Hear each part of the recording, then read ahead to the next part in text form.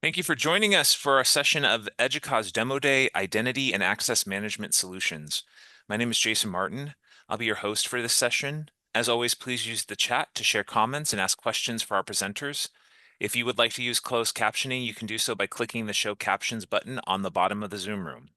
And now please join me in welcoming our presenters from CyberFox. Rick, Adam, over to you.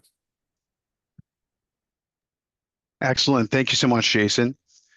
And as Jason mentioned, my name is Rick Stevenson. I will be running the show here today for you.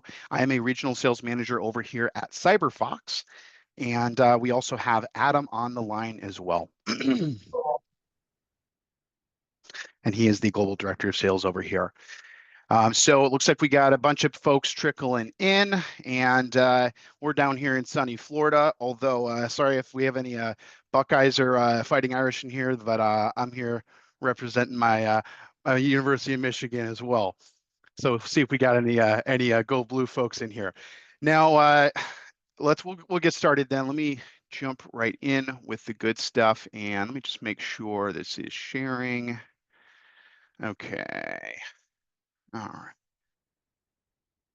Okay. Can anyone confirm? Can you see that there, Jason? We're seeing your slides if that's what you want us to Excellent. see. That's what I want. Just want to make sure here. Okay. Yeah, fantastic. Wonderful. All right. So we are CyberFox, and we have a couple different solutions here. Here you go. You know who I am. My name's Rick. We will be sending these slides out for reference. So if anyone needs to reference anything, you'll have this here. As I mentioned, we've got Adam on the line as well. He's our global director of sales. He's going to be manning the Q&A throughout this. Definitely don't be shy. Send those questions in. He'll be watching this while I'm giving the demo. And then we will do a dedicated Q&A session at the end where we'll set specifically some time aside to go over some things as well. All right, so here's CyberFox. Through access management and no, I'm just kidding. Where it's early. I know this is the first one of what, 7 of these we got. Hopefully everyone's got their coffee. We're not going to be reading many things. We are sending these. I trust you'll read them. But here's why we're here. Identity access management, right? We want to protect your most valuable assets, particularly as we talk about Auto Elevate, which is what we're going to talk about today. I've often said it's really the easiest and least expensive way to lessen your surface area for attack in the most dramatic way, because we know, right, our privileged accounts are the #1 threat, right? It's just the easiest way, to take 9 out of 10 critical vulnerabilities right off the table. So that's really why we're here. Okay, we've got a password manager as well. Now, look, we all know our challenges. I know we've got probably a huge array of different sizes of institutions here and IT departments, but we're all running lean and mean, right? I don't think any of us here are sitting with an abundance of, overly equipped resources. A lot of us are, we're spread thin. And so a lot of times what happens with this is, right, we've got, we have a hard time with the processes and making sure we can lock things down in a way that allows us to still be agile and efficient. And so, that's what we're really here to solve for. Now we have the 2 different products. We're gonna be on the left side here. We're going to talk about Auto Elevate today. We do also have a password manager as well. It's called Password Boss. We're definitely always happy to talk about that one too. So if you are in the market for a password manager, we're definitely happy to help with that one as well. Now, of course, like I said, I'm not going to read this off to you, but I think what you'll see with Auto Elevate and kind of our main goal with this is to just be quick and easy to use. I would say PAM tools in general, or privileged access management tools, they have this notoriety for being cumbersome behemoths that take a huge amount of time and effort to deploy.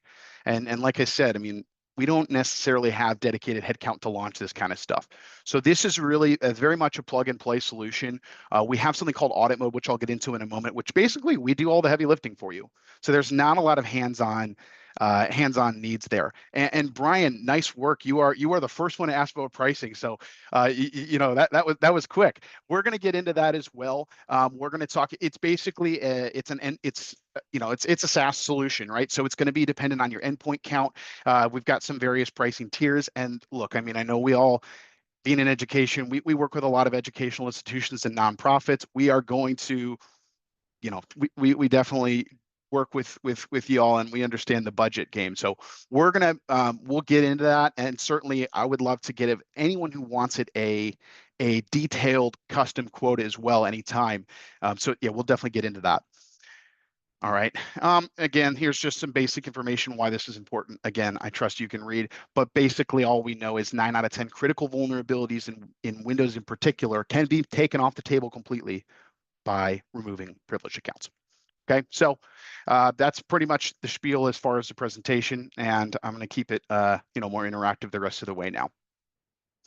All right, so all right, now what you can see here is the main dashboard of the management console for AutoElevate. This is where we'll spend most of the time on this call today. Now, most folks I talk to, and I partner with a lot of organizations of various types, but specifically a lot in education. Most folks I talk to in organizations fall into one of two camps. When it comes to privilege, either A, it's the Wild West and everyone's an admin. And look, I mean, that was okay back in 2010, right? Old habits die hard. And it allows people to do their job without being interrupted. And it also means IT is not going to get a flood of tickets. So I get the appeal there. But as security-minded professionals, that's the stuff of nightmares, right? We're keeping the door literally wide open. Or I talk to a lot of folks where they have locked everyone down. And then they said, what did I just do? Because they got a flood of tickets and their end users are still pretty unhappy because they're getting interrupted every time they want to do something to wait for IT to say, okay, we're good, or we'll remote in and type in our credentials and let you in. So this is really our shot to give you the best of both worlds, where we can remove all admin rights, but still maintain the illusion of having admin rights to your end users and to you all by automation and whitelisting, so that 99% of the time when someone goes to do something, we got a rule for that. All right. Now, what I'm going to show you today is our Windows.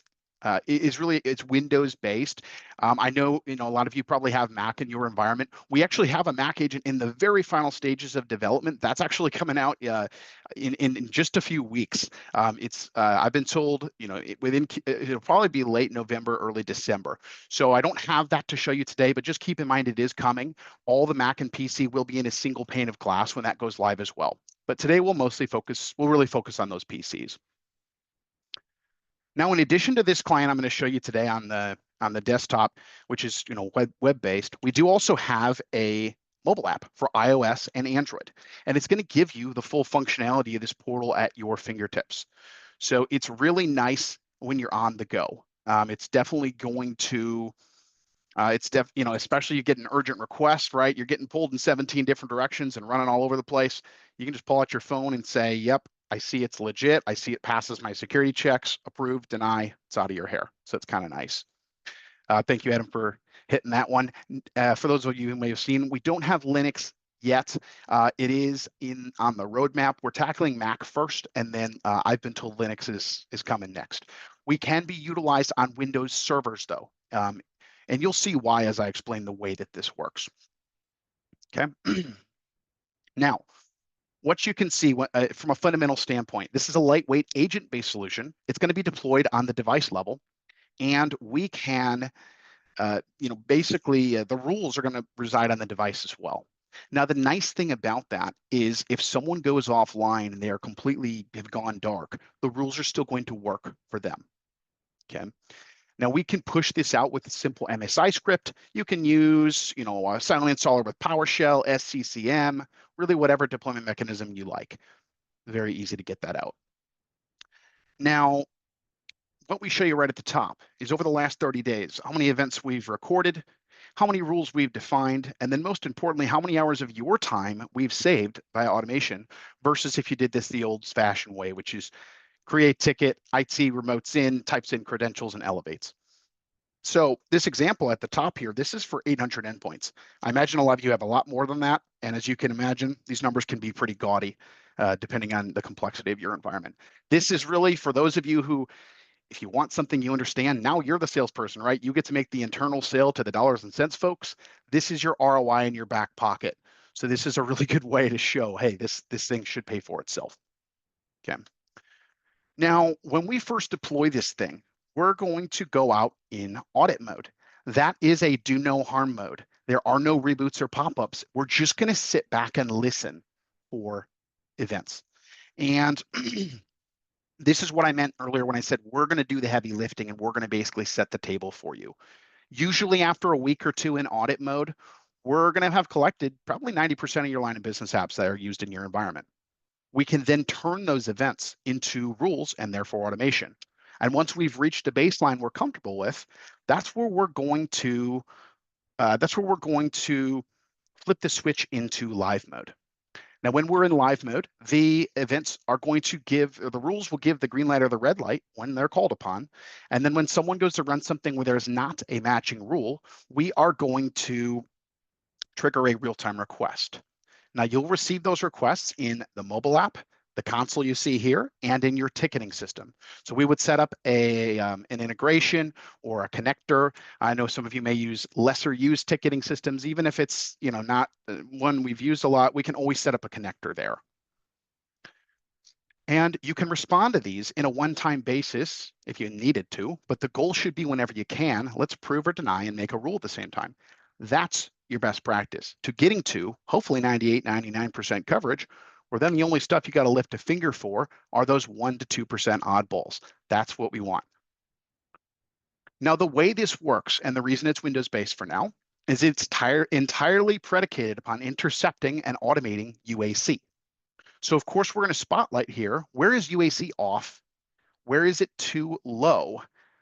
And we want to see at least on and dimmed for this to work optimally.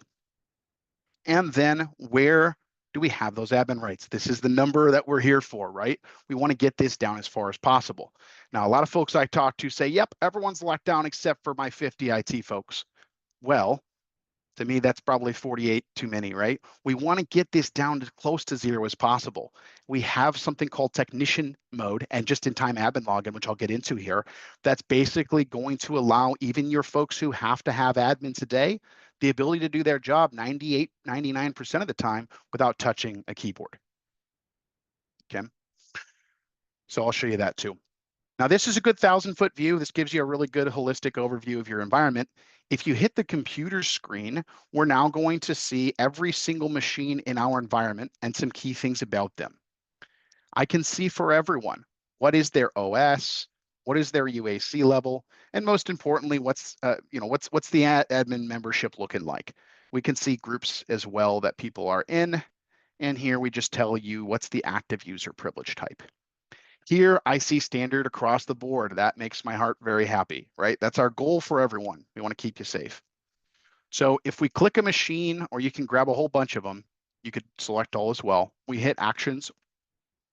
We can update the mode here. Maybe we're done auditing. We want to go live. We can update UAC here if it's not where it should be. Keep in mind, if you have folks who are admin, there's a good chance they turned down UAC because they thought, I don't like those boxes that keep interrupting me. So we want it at least on and dimmed. And then this is the magic button, whoops, right down here, where we can remove local admin with a single click. Now, I always caution people, don't do that day one and be mad at me when everyone's at your door with torches and pitchforks. It will happen, all right? I recommend 1, audit, 2, make a bunch of rules, 3, go live, 4, pull admin. That way folks aren't going from 100 to 0. They're going from 100 to 90, and this becomes a lot more palatable for them. Okay. Now, when you're in any mode, you're going to see this elevation event screen populate. And this is really everything taking place in your environment that requires privilege. I'm going to get rid of some of these filters. Now, you can see I've got 970 line items on this page, so it's a bit on the busy side. If you grab any of these headers, you can snap them to the top left here, and it's going to filter and sort this and give you a really nice clean view. I like this way because it shows you a count on the side and clearly what's being asked for. Now, I realize you've got some pretty complex environments here. So we can pull something like, I use location, a lot of times as department. I can see what's everything this specific group is using. Or since you all have a lot of, you might have various, campuses, or you might have various departments here, we can even, you could even subdivide your campuses almost like their own companies, right? And you can make role-based access rules so that certain folks can do different things, but not everyone, right? Your faculty in the computer lab might need to use AutoCAD and SolidWorks. Well, the rest of your staff might not need that. So you can definitely get very granular here. Now, what you can see, I can make rules for things like Oracle or Autodesk. I can also make rules for native Microsoft executables like your PowerShell or your Regeditor. And yes, hopefully this is music to all of your ears. We can do printer driver installs. So you can automate approval for all 417 printers that you're constantly being asked for access to. Okay. So let's do a quick rule for Java by Oracle.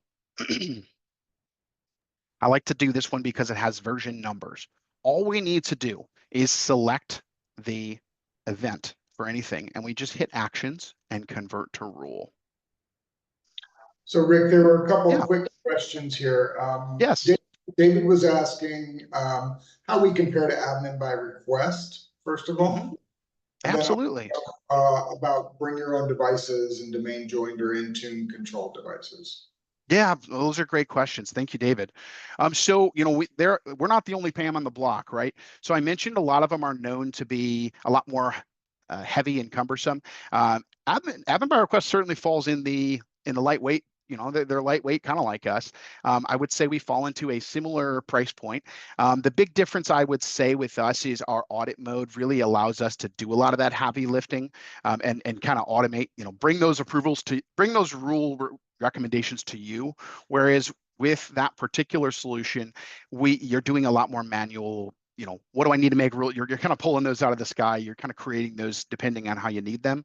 The other thing you'll see with us is every single thing I'm going to show you today uses a just-in-time elevation, meaning it is a split-second elevation. I'll show you in a second how that works, and it's a complete throwaway account.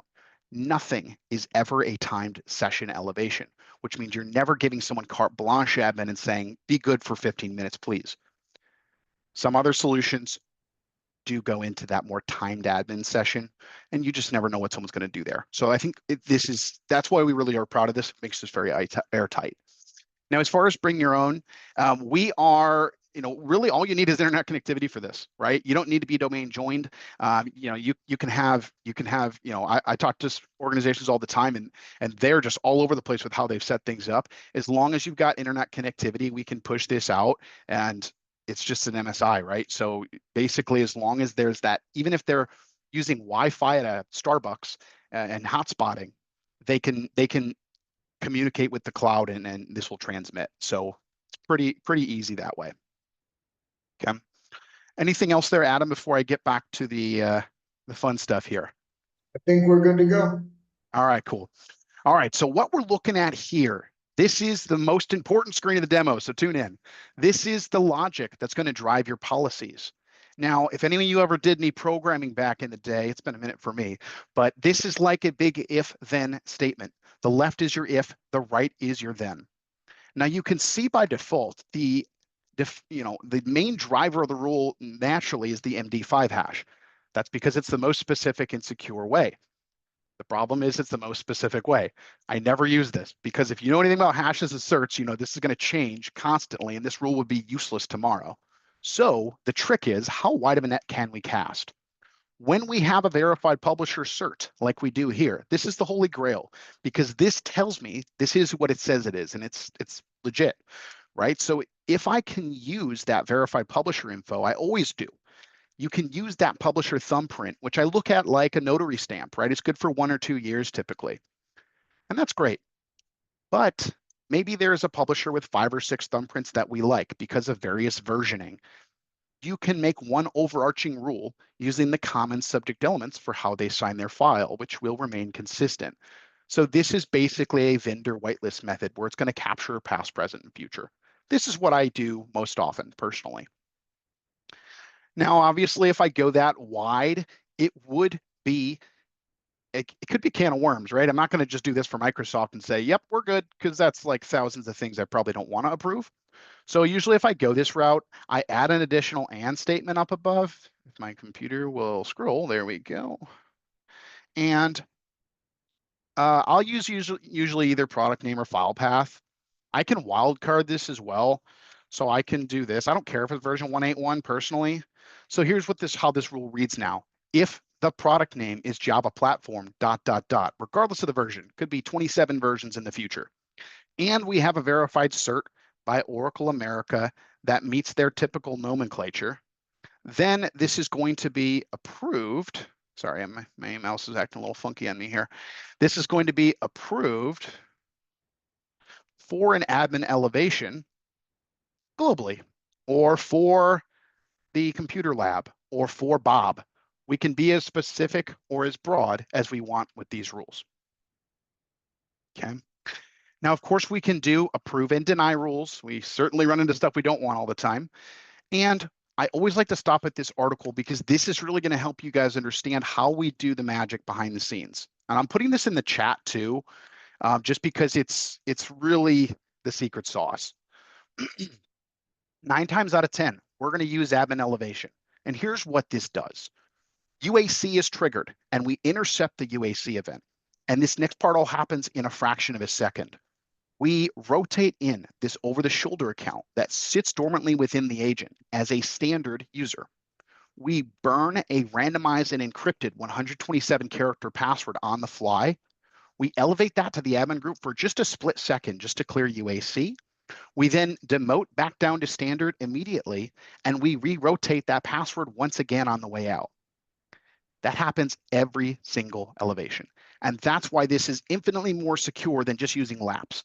Because sure, it's great that laps rotates periodically, but those of you who know your way around a computer could find that between rotations. This is a true throwaway. You're not going to find this. Okay. Now, beyond that, if you needed to make an elevation for something that needs access to network resources or file shares or like anything on this list, like a printer driver install, that's where we're going to use the user elevation. And when we use the user elevation, it's going to use the same just-in-time methodology with the quick elevation and demotion, only it's going to do the elevation in the context of the signed-in user rather than using the over-the-shoulder account. So it would be elevating in the JSON context, for example. So we've given you both those options. Now, usually this is where I pause for a moment because I've just thrown a whole bunch of fun stuff at you. We have a couple of questions, Rick. That's what I was stopping for. So David is asking, so we don't need to revisit the policy based on, say, a vulnerability scan that says Java is out of date. And I think this is where we can talk about the wildcards and things of that nature. Yeah, absolutely. So the way that I've done it, you're exactly right, David. We're basically saying is if it's file signed and it's verified, right? We are passing this. We are basically passing the hash and the cert through that we get from the UAC events. We are running everything against VirusTotal as well, which I'll show you in a moment in the security report we look at. So we're basically making sure we're not getting these positives that we're watching for. One other question, J. Dean 6 was asking that is this mostly PAM focused? Do we handle account provisioning, deprovisioning, and Active Directory? Or absolutely. Yeah, that's a great question. So really what we're focused on with this is the local admin, just to keep the context clear. We aren't really touching the domain admin here, but typically, that means this covers 90% plus. We're not really touching your AD at all with this. This is just the lightweight agent we're deploying onto every machine, and it runs in system, which just simply allows it to do that quick elevation and demotion that I just talked about. So it's definitely a separate entity than the AD. And David had a follow-up. So does this allow you to control DMZ control also?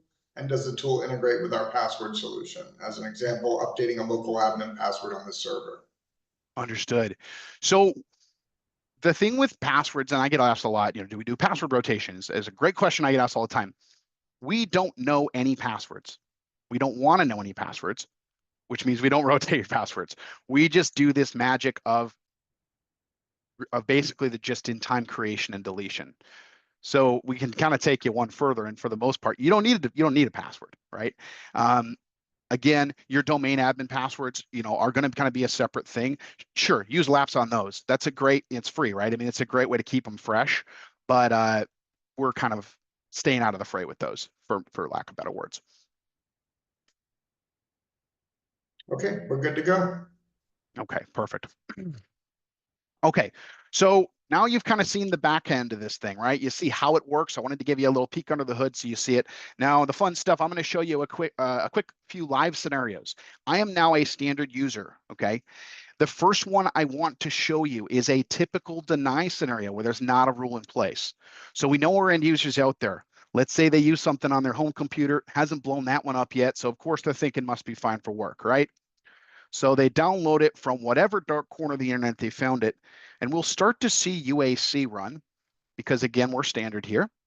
But with Auto Elevate, we're going to intercept this UAC event. Now, all the windows you see from here on out they're fully customizable and white labeled. So you'd have your own custom logo here and you can message it however you want and put your color coding. We give you templates for that. This one essentially gives them the option to bail out. Maybe they didn't realize you were watching them, or maybe they had second thoughts and decided I shouldn't install World of Warcraft on my work computer. You guys have seen it all, I'm sure. You can hit no here and it's going to kill this out. Now, even if you do that, we've captured the event. We can see it and we can make a rule for it. You just won't get that real-time request. But let's be honest, what do all end users love to do? Click yes on everything and create all the tickets for us. Lucky us. So let's go ahead and do that. And they can say why as well. They can say need for ABC. All right. Now it immediately just generated a push notification to my phone because I'm an approver and I have the app. And I just got a ticket in my ticketing system. Maybe we use Jira, and you just got an alert in the console. If this is a no-brainer, maybe it's Adobe Acrobat Reader and it's the real deal. I just hit approve or deny on my phone. It's out of my hair in 5 seconds. Okay. First, I'm going to show you what it looks like in the console. By the way, don't be stressed out by this timer. It is optional. You can make it longer, shorter, or just do away with it. If you turn it off or if it expires, you'll see a more traditional pop-up that says, we got it, we're working on it. When we disposition it, you'll be notified. Okay. So let's take a look. We would have just gotten a ticket in my ticketing system. And let's say we followed it. Here's the pending request. We click the eyeball. The top left shows me the UAC info. Top right shows me the app info. And most importantly, I've got those security checks I mentioned. So we see the user reason they want it for ABC. The bottom shows me the device security of the computer itself. That's looking pretty good. But the app security is not so good. No verified cert, so this might be spoofed. And here we have a direct integration with VirusTotal, which I imagine a lot of you know about. You can see here, 1 out of 68 scans mark this as malware. If you click the screen, it takes you to the VirusTotal page. We do provide complimentary full access to VirusTotal as an Auto Elevate partner with all the sandboxes. So we can see here a lot of the usual suspects, right? Bitdefender, CrowdStrike, this is a great resource. And 1 out of 68 mark this as malware. That might be all you care about, but if you want to go down the rabbit hole, you can hit details or behavior and you can read up on all the fun reasons why. Long story short here, I don't know what the heck this is. There's no verified cert, and I have that indication of malware, so I'm denying this thing. We can do a one-time or a rule. You want to live down here as much as you can to save yourself time tomorrow, but we're going to just do a one-time here because it's a demo environment. And the end user is instantly informed, too bad, so sad, we can't run this for you. Now we're being funny here. I know not everyone has a good sense of humor. We can make this very straight-laced and clean, or you can be like the distillery I partnered with, and you can put a Gandalf, you shall not pass meme from Lord of the Rings here if you want. It's really whatever makes you happy. It's in HTML. Okay. I didn't tell you this, but you can make a custom message for anyone. So if you want to mess with your buddy, you can do that. Now, if this one I'm going to fly through quickly because it's similar. There's no rule here, but this is a clean one. This is an approved scenario. I just want to show you that workflow and also the mobile app because I really think that's going to be a lot of your best friends here. So with this one, we can see there's a lot more green with the request. We've got that verified cert. I have no indications of malware with this, and I know what this is, and I like it. So I'm much happier to hit that green button. Now, if I've got the mobile app, here's what I would see right on my phone screen. I would have gotten a push notification, and I would see this middle picture that we are passing those checks on both a computer and app level. I can open these carets and see all the same granularity, including that virus total score. And I decide after approving, is it a one-time or a rule, and what is the elevation type? So the app is really nice when you're on the go. Got a lot of partners who use it in the trenches. 95% of the time, they barely use the actual console on the computers. All right, so let's do it. Approve one time as admin. The end user is informed. We are good to go. They're in the middle of a training. They can hit later, and their device would remember for 30 days. They can run this one time. Or if they hit OK, it's going to launch automatically.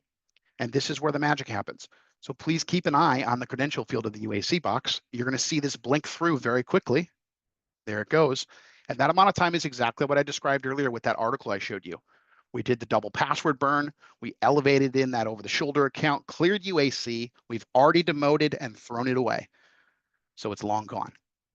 And if they go to run that nasty program from earlier, you can't chain that. You can't piggyback that on your request because we're already back to standard. So just like you saw the first time, it's going to say, well, we don't have a rule for this. It's, you know, let's pump the brakes. So that's why this is a lot more secure than some of our competitors. We're not giving timed carte blanche admin and saying, please be good with these keys. This is only approving Handbrake. Now, we're busy. We don't want a glorified ticketing system. We want automation. That's why we're here. So we want 99% of the time for them to run something and it says, you can say, I got a rule for that. I didn't have to lift a finger. I'm just going to let them do their thing. So they run Java, which we have that approve rule for. We're going to see it auto elevated right off the bat. End user gets to move on with their day. They feel empowered. A lot of times they feel like an admin as long as they're doing the right stuff. So they're happy. And you're happy because you neither had to A, give them keys to the kingdom so they could do their job, or B, babysit them constantly so they could do their job. That's why this makes everyone happy. Okay. Now that's really the meat and potatoes of the platform. I will take another quick pause there, and then I'm going to wrap it up at the end with a few quick hitting features that make it more than just an elevation tool here. Adam, do we have any? I don't see anything in the chat. Any backlog questions you want to go over, or if anyone wants to fire anything in? No, we're good to go. Okay, cool. Well, let's hit these last few features then, and then we'll have a little time at the end.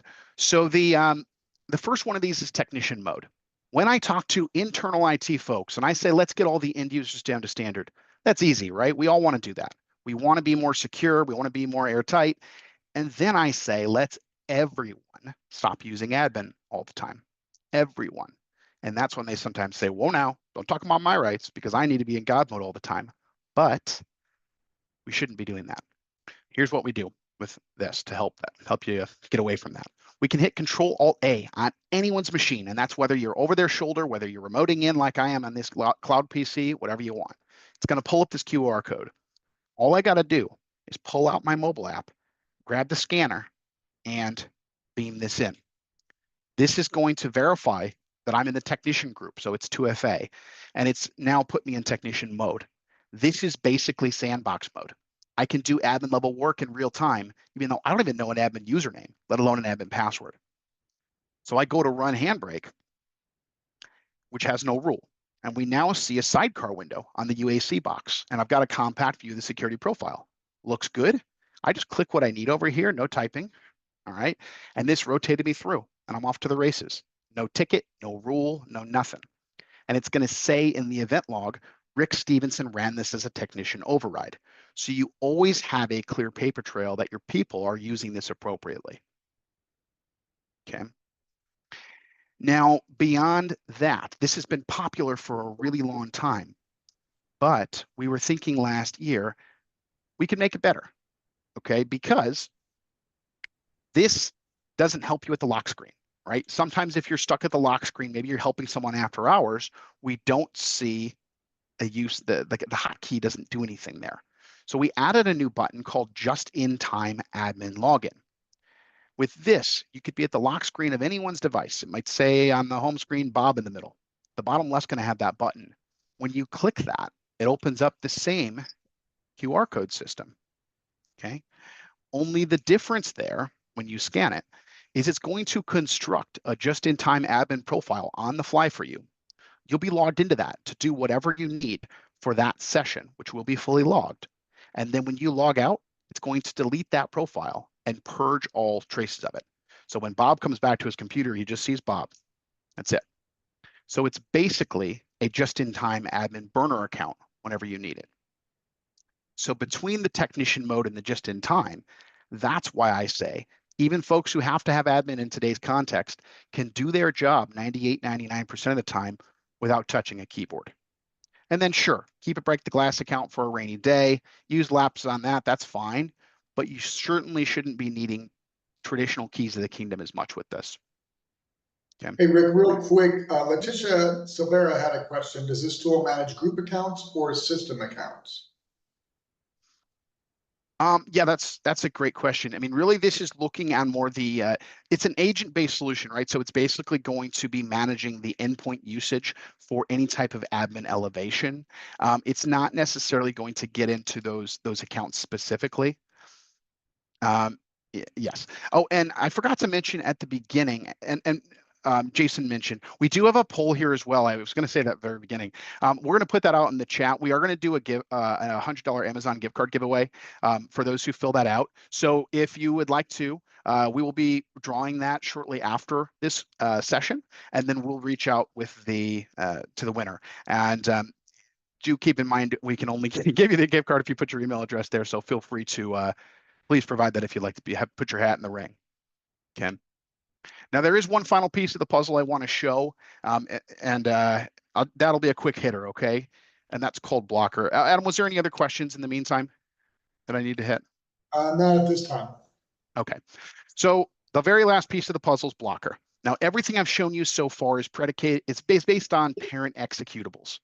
Blocker is a completely different layer of defense here. It's really looking more granularly downstream at the child executables that are run subsequently when you do something else.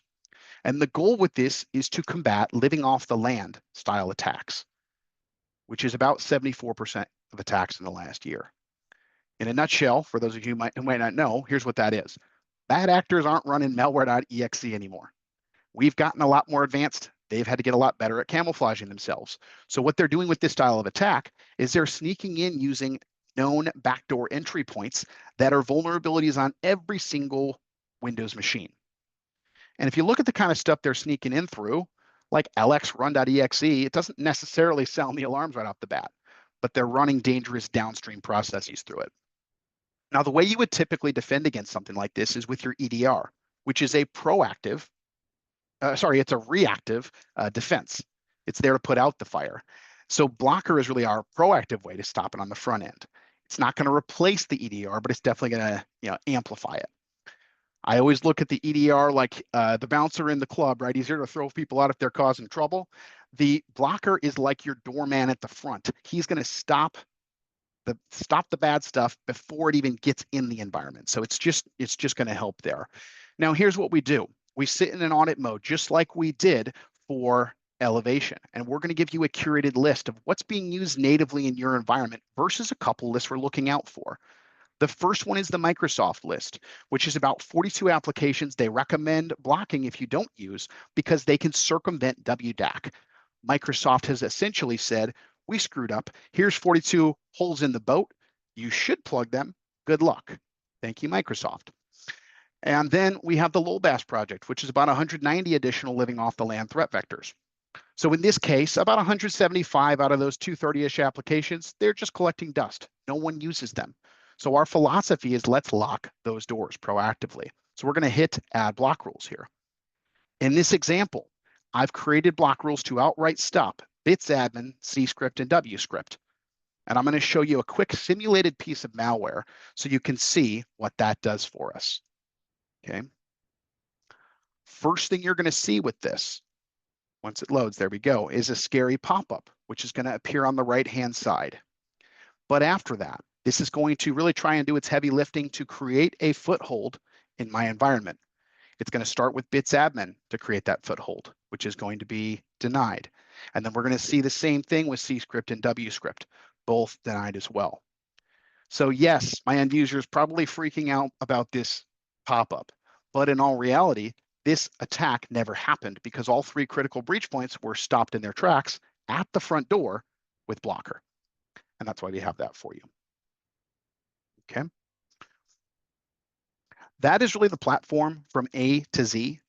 Now you should hopefully have seen a trend here, which is basically deploy and audit. We do really all the work. You turn on the rules and you go live. So I've got one person IT departments loving this thing, and I've got huge IT departments loving this thing. But the one thing in common is none of them had to sink a bunch of time into getting it set up. And none of them had to climb a mountain before they actually saved time here. And that's really where I think this will shine. You can basically put the batteries in and press go, and this is going to bring you a lot of value. And that's really the world we live in. Not a lot of us have extra resources. Now, going back to the very beginning, I know we had a question on pricing. As I mentioned, we have various pricing packs, and it really depends on your endpoint count. And so I know some of you might have 300 endpoints and some of you might have 10,000. So it really can vary there. What I can say is we do partner with tons of educational institutions and also nonprofits. I would say we are definitely in line with someone like an ABR. It's certainly not going to cost you an arm and a leg. All I can say is if you could reach out to me if you want a firm quote. I will absolutely do that for you as soon as today, even, and I can quote your instance so that we can get you those hard numbers. But you know, we pride ourselves on being very palatable there. Now, I didn't save a ton of dedicated time. We only got about 3 minutes, but I know we've handled a lot of questions along the way. Any other questions before we hit the 10:45 Eastern mark?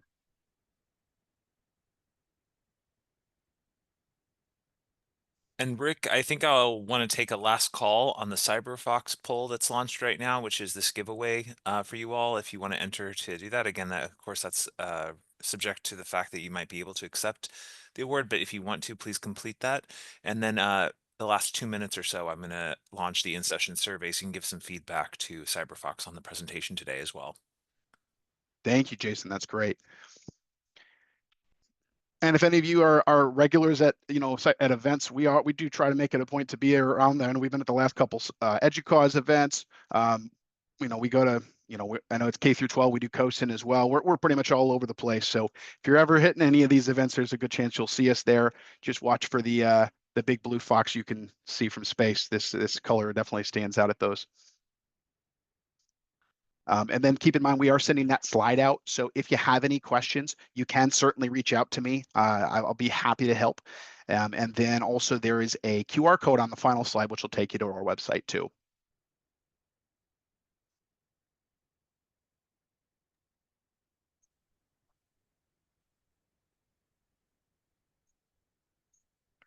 All right, everyone. Well, hopefully we're all still awake. I know you got a long day of these ahead of you, so hopefully you got your big old coffee here, and cheers to you all. If you need anything from us, we are always only a phone call or email away, and hopefully you found this helpful. Thank you all. Yeah, thank you both so much. Just a reminder to folks that you can peruse the other presenters that are coming today. Please also take this opportunity to provide Rick and Adam some feedback. Obviously, they do this quite a bit, so it's really helpful for them to get your honest feedback about what was exciting, what worked for you. And then also there you can leave in the poll that I've launched, you can leave a specific question with your contact information, which is perhaps a great opportunity if you didn't want to enter the raffle that you still want to stay in touch. That might be a good way to do it. And I'll stay in the room for just a minute longer, but I know that we have our next session starting now, so I'm going to go ahead and close us out. Thank you all so much. And Rick and Adam, I'll be in touch shortly. Really appreciate it. Excellent. Thank you all. Thank Take you. care.